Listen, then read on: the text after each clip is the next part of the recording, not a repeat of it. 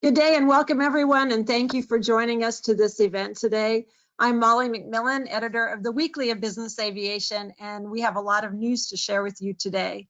First, we're here to give tribute to three of the world's top award-winning business aviation editors and the long-standing heart of Business and Commercial Aviation magazine.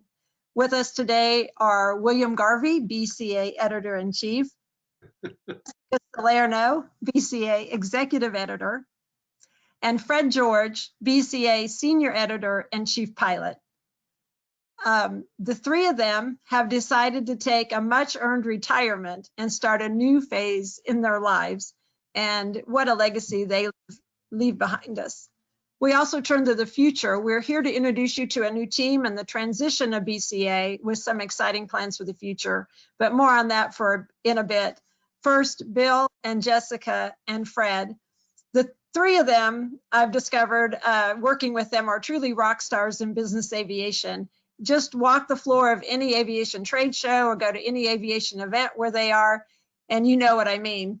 Together, they have more than 100 years of experience and have delivered to you literally thousands of articles to help you fly more safely and productively and have some fun along the way doing it. BCA has won a vast list of awards for editorial excellence. First, Bill Garvey, the leader of BCA magazine, is a legend in business aviation, literally. In January, Bill was inducted into the Living Legends of Aviation, where he was recognized alongside Apollo 13 Commander Jim Lovell, Gulfstream's Larry Flynn, and Sergei Sikorsky. Bill joined BCA in 2000 after serving as top editor for both flying and professional pilot magazines.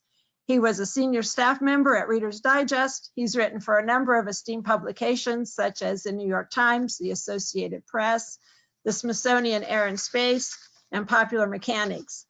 He's authored aviation books. He's written aviation documentaries for the Discovery Channel, and he's a pilot with numerous ratings.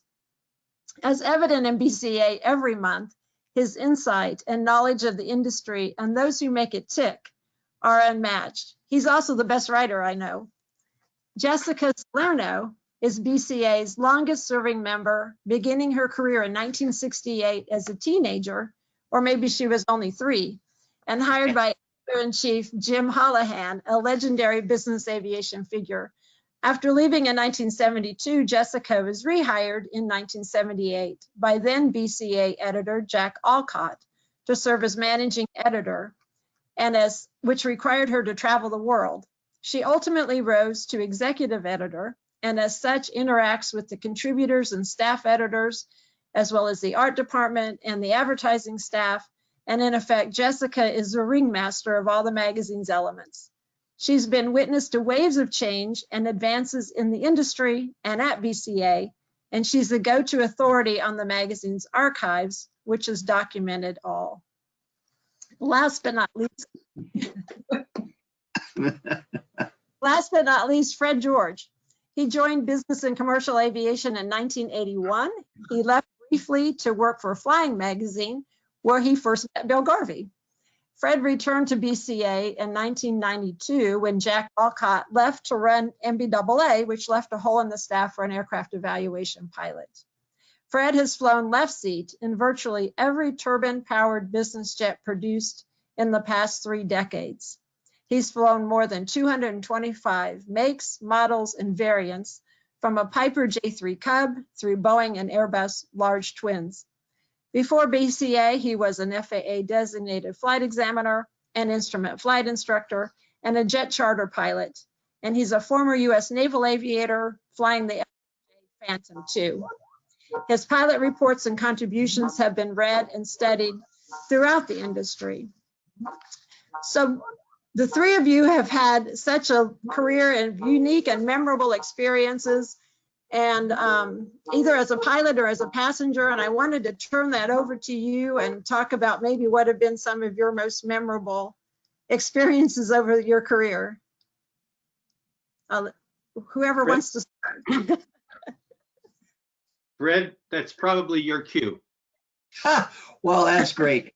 You know, I'm fond of saying that I got into the industry because I was fascinated with all the wonderful airplanes. I mean, boy, you take a look at the privilege of being able to fly those airplanes. But, you know, it wasn't more than about a decade into it. I figured out it wasn't about the hardware. It was about the people. And a favorite story I have to tell is when my old friend from Miramar, Hoot Gibson, and I were walking on Pat Epps' ramp at MBAA in Atlanta a while back. And I said, stop, look straight ahead. There's the first man to set foot on the moon, up ahead of us at 12 o'clock by about 50 feet. And look over there to your right, Hoot. They're about 75 feet away is the last man to walk on the moon. And, you know, to be in the presence of such giants and to meet people like, oh, Jim Lovell and Gene Kranz and Wally Schirra, when you meet the giants in the industry and you say, why would you want to be in any other industry but aviation and aerospace? I've got a Neil Armstrong, a couple of Neil Armstrong stories, and he actually, my career sort of began with him. I was a newspaper reporter, brand new newspaper reporter out on Long Island, and I heard that Long Island was home to Grumman, and I had heard that Neil Armstrong and Buzz Aldrin were coming to Bethpage. This was after they had walked on the moon. So I assigned myself to be at that event, and off I went, and Grumman, everyone had piled out of their offices. There had to be thousands and thousands of workers there gathering. It was a beautiful day too. So Armstrong and Buzz show up, and there's wild cheering and banners, and as you might expect. And the reason they were there is because Grumman, which is known for airplanes, obviously, Grumman built the LEM, the lunar lander. And so anyway, they had come to Grumman to thank them.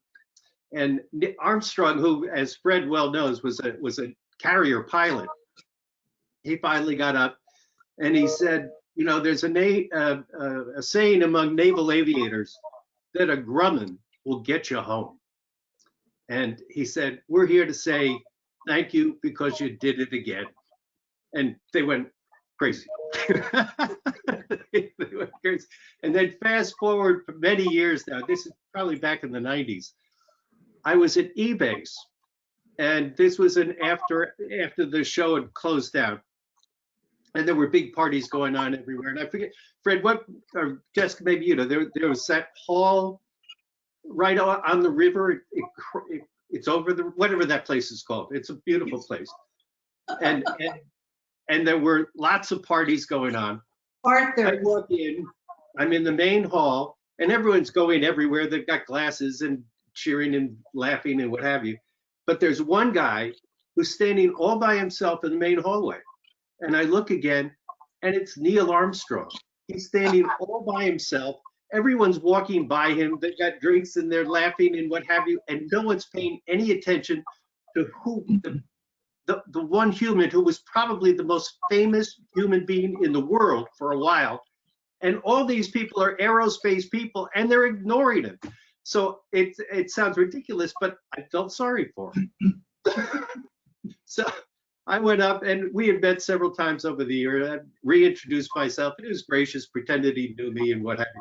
And we chatted for a while. I really didn't have anything to say. I just didn't want him to be alone. And then finally, someone else came up and recognized him, and I thought, I'm done. And those are my man on the moon stories. But you were asking about flights that we remember. Flights as a pilot or a passenger, or? Okay, this one is as a passenger. This was actually before I got to BCA, because the guy sitting next to me was Jack Olcott, and he was editor of BCA at the time. We were on the Concorde heading to France, and this was all sponsored by Dassault, and they were introducing a new airplane. I don't know, maybe a 900. I'm not sure which it was. So, I mean, it's fun. I'd never been on the Concorde. You get your picture taken next to the Mach meter and what have you, and it was a fun flight and a fast flight. So we get off the airplane in Paris, and we're standing in line, you know, just going through passport control. And now the airplane, there were two, you know, there were only two reporters on it. It was Jack and me. All the rest were potential buyers of this Falcon, you know, so they're millionaires or flight department managers or whatever. And so we're gabbing in the hallway, you know, the crowded little hallway trying to get through passport control. And I realized after a while that no one was moving at all. We were just standing there. They went on for 20 minutes. And so I lean over, and, you know, to look at the guy with the, you know, the little French cap sitting up in his passport thing with the glass all around him. And maybe it was John House, who was PR back then, I think. Anyway, I see him talking to the guy in the booth, and the guy's shaking his head and what have you, and they're back and forth and going, what is this all about? At which point the official crosses his arms and goes and turns. We have a problem here. I wonder what it is. Anyway, lots of phone calls, lots of people running around, you know, and finally the line started moving. And it turned out that the passport control guy wanted to see your return ticket. We didn't have any tickets at all. And when we couldn't give a return ticket, he wouldn't let us into the country. So that was a memorable passenger flight. It was pretty funny. Jessica, what about you? I guess you guys want to hear about my first helicopter ride with Eppley Bailey. Oh, yeah. Yeah. Fleet. Yeah, it was my first Reading Air Show. I don't know, maybe 68, 69. We'd flown down in the company at that time. Ziff Davis had several airplanes. I think it was a Shrike Commander that they loaded the staff in, and we all flew down to Reading, and it was hot as usual and raining and muddy, and as Reading Air Shows always were. And into the chalet walks Eppley Bailey. I didn't know who he was. I was a child and didn't know much about aviation. And Jim Holohan said, well, take this young lady for a ride. She needs a ride. So off we went. He obeyed into this little Brantley, I guess. He had just bought Brantley at the time. And off we go. And it is so hot. And I am so sick. And he hovers over a very, very large tree and looks over at me and unbuckles my seatbelt and says to me, as only Eppley Bailey can, get out.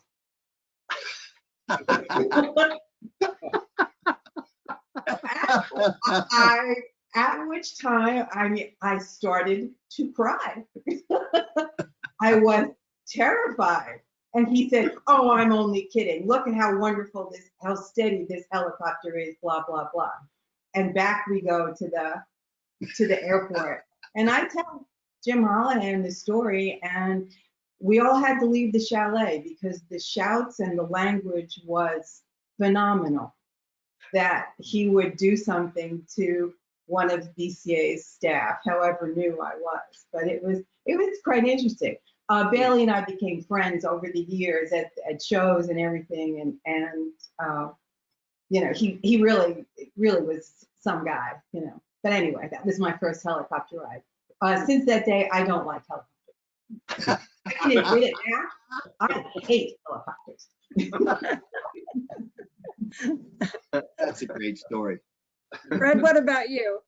Oh gosh, there's several, but two really stick out of my mind. The first one was April of 1997, and David Henderson was running PR at Gulfstream at the time. And he said, hey, Fred, I'm calling you because we're going to do a Gulfstream 5 World Tour. And I said, yeah, okay. He said, we're going to start in LA and we're going to end up in New York. I go, well, yeah, okay. How does that world tour? He goes, well, we're going to make a few intermediate stops: London, Hong Kong, Beijing, and Tokyo. And do you want to be aboard? And I said, I'm on my way to Van Nuys to catch up with G5 and the airplane at Clay Lacey's. And of course, Teddy Forsman's there. Brian Moss is on board. And, there's big hoopla about ready to take off, and the door closes and we look out the window and Brian says, I left my briefcase at the podium. I said, I'll go get it. So anyway, the boarding ladder goes down. I race off the airplane. By the way, the reason I'm bringing this up is I know that Brian's watching this thing and he's got to comment on it anyway. And so I raced over, grabbed his briefcase, ran up the boarding ladder and slammed the door shut and locked it. Well, unfortunately, the door of the G5 reverberated a little bit and one of the locking pins went outside the door frame. Ooh. And all of a sudden the door was jammed and we couldn't get the airplane up because the door wasn't shut and we couldn't get out. So we all had to go out of the baggage compartment. And anyway, the crack mechanics from Gulfstream, they were on staff there, got it fixed in about 45 minutes and we were on our way. But to this day, Brian Moss always kids me and says, hey, how you doing on working the doors of Gulfstreams? So anyway, that was kind of a fun trip. But off we went overnight to London. And of course, there's no relief crews. The guy in the left seat is Dick Whitaker, one of my old citation students of all things. And anyway, there's no relief crew. So they're getting tired halfway through the mission. We're going over the Urals. And he said, okay, it's time for a little cockpit fan because you're the relief pilot. So up I go into the cockpit and we're at 47,000 feet. Dick goes back to take care of some personal business. The regular co-pilot is not in the seat. He's back taking a nap. And all of a sudden we're over the Urals, 47,000 feet. We run into this horrendous clear air turbulence. The autopilot kicks off. It's the dead of night, and I find myself with not much previous experience at all in the G5, hand flying a G5 at 47,000 feet. Anyway, that was kind of a colorful incident, I will say. But after that, the rest of the trip went without a hitch, and it was quite the memorable experience. You mentioned Brian, and I'm happy to hear that he's going to watch this, Fred, because Jessica and I have a Brian Moss Gulfstream story. Do you remember this, Jessica? In Washington, D.C.? Yeah. So you're going to tell this story, huh? Okay. So Brian Moss is one of the nicest gentlemen in the business. I've known him going way, way back. Canadair. Anyway, lovely, lovely man. Always happy to see him. And on this occasion, I think it was the G550, was getting the Collier Award. And there was a big dinner in Washington, D.C. to celebrate all that. So Jessica and I went down to D.C. to participate. And as you can imagine, there were hundreds of people in the hallway getting ready to go into the dining area, and cocktails were being had. And there was obviously a receiving line, an impromptu receiving line. And at the end of that line was Brian Moss, who is chairman of Gulfstream. So I'm going up the line and going up the line, and finally I get to Brian, whom I had known for decades, right? And I go, Brian, how are you? And he goes, fine. I went, whoa. Listen, hey, congratulations. What a great night. I said, yes. I thought, something's up here. This is not good. This is not the Brian Moss I know. I said, well, thanks and have a good evening. At which point he turned and welcomed the next person. I thought, uh-oh. So where's Jessica? So I found Jessica and I told her what my reception was like with Brian. I said, what's going on? And she said, come with me. So she takes me into the dining area. And I don't know, there are 100 tables or something, and every seat has got a spotlight on it. Now, Spotlight is a special publication that I guess the business side of Aviation Yes. Week puts out. Yeah. At celebratory events. Thank God it was the business side. Say what? Thank God it was the business side. Yeah. So she said, take a look at that. And, there's G5 on the cover, and I'm paging through, and it's, Rolls-Royce is congratulating him. One company after another is congratulating him. And in the center the centerfold covering the, both pages was a Global Express. And she said, what do you think of that? I said, wow, Canadair is, or I guess Bombardier, is congratulating Gulfstream on winning the Collier. That's really generous of a competitor. And she said, no, it's not. I said, what do you mean? She said, you don't see anything about Bombardier on there, do you? I said, well, no. She said, that's the problem. They got the wrong airplane.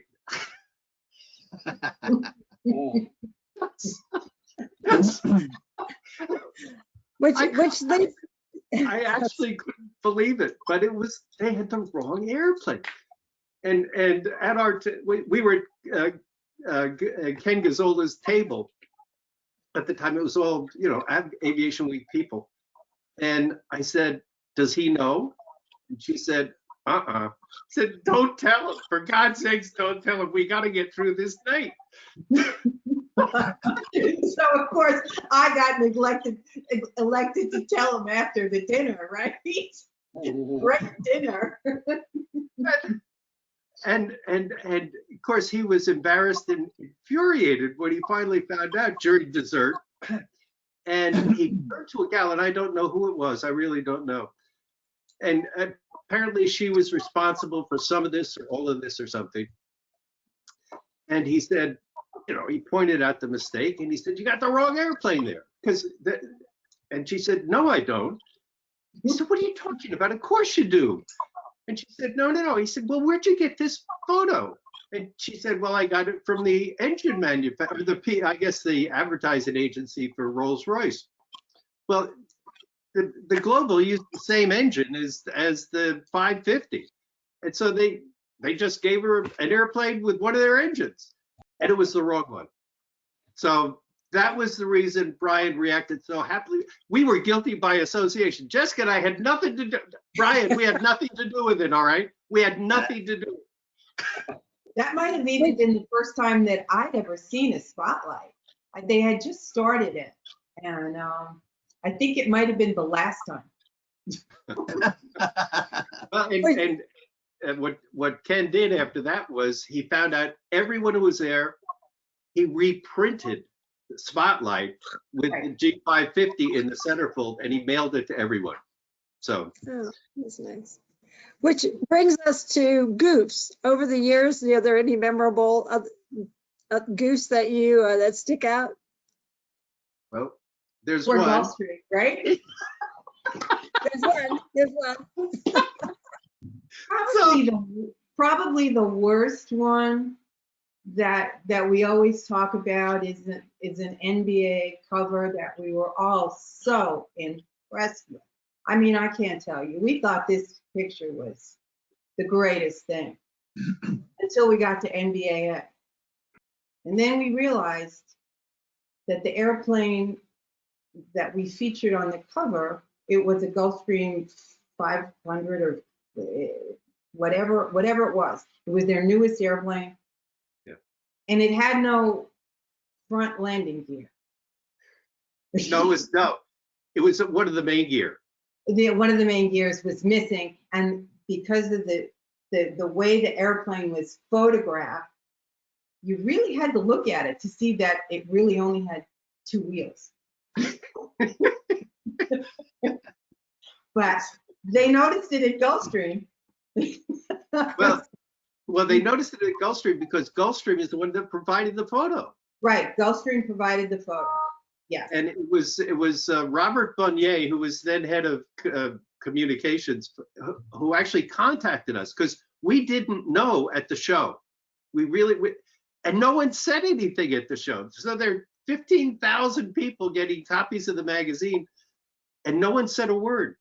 And we didn't realize until we got back to the office, and Robert, the Commodore, contacted me or us and apologized. And I didn't know what he was apologizing for.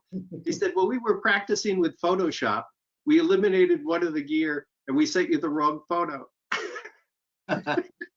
Weren't we brilliant? That's funny. Aviation hotshots, right? That's hilarious. On the flip side of that, I was looking at a list of the awards that BCA has garnered over the last 10 years, and it was lists of them. Very impressive. Do you want to talk a little bit about some of the awards y'all have gotten for editorial excellence? Sure. Actually, so in my time, so I've only been here 20 years, and it's just a continuation of awards. Jessica, you might remember the ones under Jim or Archie or what have you, or Jack. But so in the past 20 years, we've received about a little less than 60 awards, or 60 awards, I guess. And because I looked at that knowing this was going to happen, I went through the list, and what I appreciate is that those awards were shared by 20 different writers and editors. So it wasn't one person. I mean, Fred did very well, thank you, but he got almost a dozen of those 60. But they're really spread out, and it shows consistency of excellence throughout the contributors. And that's over the years, because some are gone, you know, they're no longer associated with us, but I appreciate that. And we won a lot of Aerospace Journalist of the Year awards, and then they suddenly stopped, and I realized they stopped because that award group stopped. It doesn't exist anymore. But it's really spread out. You mentioned Living Legends. We've won a bunch of awards for journalism excellence and lifetime achievement from NBAA, and that award now is named in honor of in honor of our former publisher, as a matter of fact, Dave Ewald. And Fred won that, George Larson won that, Pat Villette, Dave Essler. Me too. I won it as well, now that I see. And so it goes. I mean, Fred, do you want to weigh in on awards at all? Or Jessica? Well, no, the one I want to weigh in on is the one that you just mentioned, which is right over my shoulder. That's that black obelisk with the chrome diamond on it. That is the David W. Ewald Award. And the reason that's so important is that, what was it, in 1958 or 9? Jessica, help me out. When did he found BCA, the first issue? Well, actually, Dave didn't found BCA, but he became publisher in 60.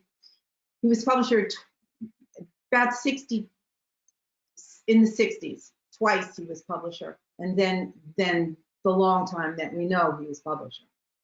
But, you know, I think that takes me back to the fact that very early on, BCA and Dave Ewald bet on the future of turbine aircraft revolutionizing business aviation. And, you know, this goes back to, my gosh, the Jetstar and even before that. But the point is that the turbine engine has revolutionized business aviation, and now it's accepted as a tool that just really makes things happen. And when I look at that award there, I remember that I think it was an MBA stat that said that business aircraft operators represent about 75% of the US economic engine. And I think that's one of the impressive things about being involved with the business aviation industry, and why it bodes so well for the future. You know, thinking about the folks that are about ready to take over for us, and what a bright future it'll be because of people like Dave Ewald betting on the future of turbine aircraft and business aviation. Here, here. And that's a good segue, Molly. And that's a good segue into, I'd like to introduce you to our new team. Thank you, Bill and Jessica and Fred, thank you. I wish we had way more time, and I hope we can get together soon and have a toasted glass. I'd like to introduce you to Leanne Shea, who's becoming our executive editor of MRO and Business Aviation, and take it away, Leanne. You're muted. Sorry. Thank you, Molly. You think I get the hang of this mute and unmute thing by now, but I wanted to thank you all for your participation. You've laid the foundation for where we're going to go. And I wanted to let our listeners know that we are going to relaunch BCA into an all digital platform. And what that allows us to do is provide daily, weekly, monthly, quarterly content on a regular basis. And I also wanted to emphasize that BCA's editorial mission is not changing. Expect to see the same features that you know and love from Cause and Circumstance, 2020, Fast Fives, Point of Law. They will continue to go forward on a monthly basis. And to talk about our digital plan, I'd like to turn it over to Bill Carey, who is becoming our senior editor of Business Aviation. Bill? Okay, yeah, thank you, Leanne. Thank you, Molly. And then first of all, Bill, Fred, and Jessica, congratulations on a great career. Well deserved, and your accomplishments speak for themselves. Believe it or not, I'm the Bill of the future. And I look forward to transitioning BCA into the virtual world. There's been a lot of discussion about memorable moments in the industry, and just thinking about that, one of mine was attending the rollout of the Gulfstream G650 in Savannah.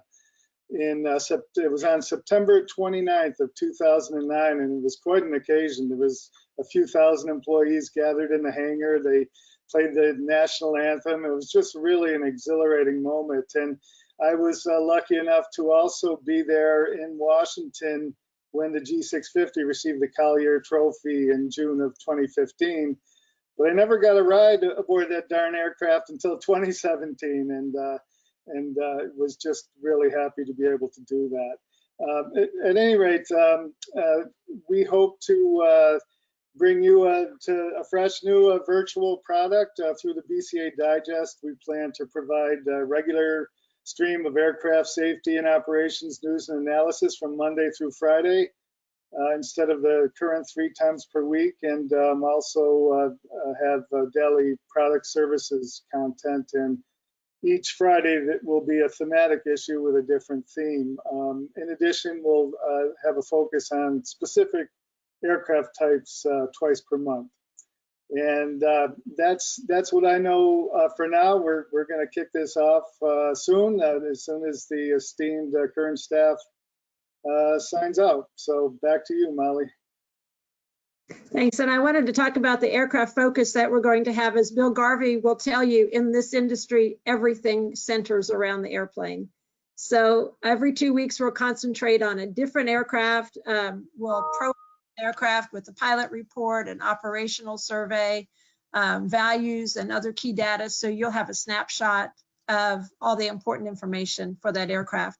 Once a month, we'll do a webinar. We'll do a podcast of topics of interest. And I also might mention, if you have ideas for features or stories or tips, that to please contact one of us, and we'll love to hear your input as well. And I'll turn it back over to Leanne. Thanks, Molly, and thanks, Bill. I wanted to also let everybody know about the quarterly BCA. We're really excited about this. It will be a truly digital magazine. We'll be able to embed videos, interactive graphics. So instead of a static, digital magazine, it really truly will be digital easing. So we're excited to launch that in March. So stay tuned.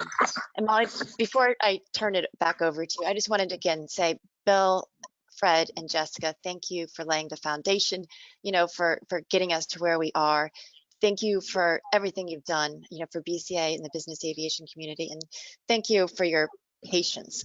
You guys have been fantastic in helping us, create this new digital plan and helping us transition. And I think I'm still in denial that you're actually retiring. So